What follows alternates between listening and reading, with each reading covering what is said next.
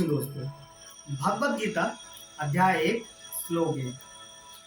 धृतराष्ट्रउवाच धर्म क्षेत्रे कुरुक्षेत्रे समावेतायुयुत्सवा माम का पांडवाशा किम कुर्वत संजय। धृतराष्ट्र जो आंखों से अंधे थे वो संजय से पूछते हैं कि हे संजय, युद्ध की इच्छा से एकत्र हुए मेरे और पांडु के पुत्रों ने क्या किया।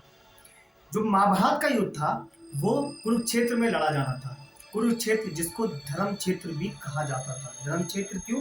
क्योंकि ऐसा कहा माना जाता था कि उस क्षेत्र में पॉजिटिव एनर्जी का संचार होता रहता है, सकारात्मक जो ऊर्जा है वो वहाँ प्रभावित होती रहती है, इसलिए नकारात्मक सोच का वहाँ कोई काम होता नहीं है।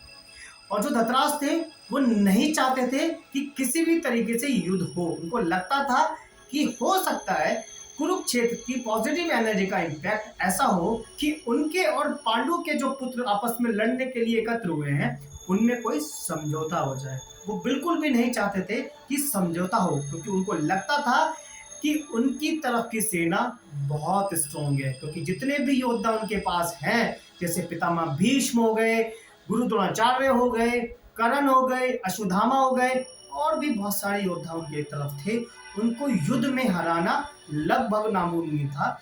और उनकी सेना भी पांडवों की सेना से लगभग 1.5 गुना थी। इसलिए उनको लगता था कि युद्ध में उनकी विजय निश्चित ही है, और ऐसे में अगर समझौता होता है तो उनको नुकसान जरूर होगा। तो वो बिल्कुल भी नहीं चाहते थे कि समझौता हो। अब वो आंखों से अंधे थे, युद्ध में पार्टिसिपेट तो कर नहीं सकते थे और ना ही वो युद्ध को देख सकते थे। अब उनको युद्ध का हाल जानना था, इसलिए उन्होंने संजय से पूछा। और संजय जो वेद व्यास जी के शिष्य थे, वेद व्यास जी की कृपा से उनको वो टेक्नोलॉजी मिली हुई थी कि वो अपने महल में बैठकर पूरे युद्ध का आंखों देखा हाल देख सके और सुन सके, जिसकी मदद से वो संजय उस युद्ध का डिस्क्रिप्शन यानी कि विवरण, विस्तृत विवरण वो राजा धृतराष्ट्र को सुना रहे थे। तभी धृतराष्ट्र इसके संजय से पूछते हैं कि हे संजय, बताओ युद्ध की इच्छा से एकत्र हुए मेरे और पांडु के पुत्रों ने क्या किया। हरे कृष्ण।